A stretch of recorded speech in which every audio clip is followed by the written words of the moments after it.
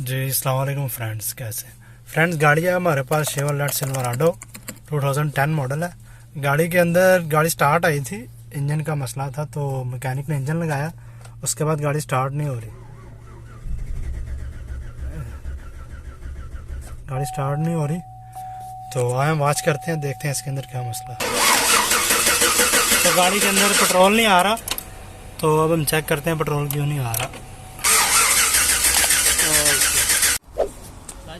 सो इसके अंदर करंट आ रहा है। अब हम इसका फ्यूल पंप चेंज करते हैं। फ्यूल पंप चेंज करने के बाद टंकी लगा के फिर देखते हैं गाड़ी स्टार्ट होती है कि नहीं। तो फाइनली हमने टंकी फिट कर दी है, अब गाड़ी स्टार्ट करते हैं।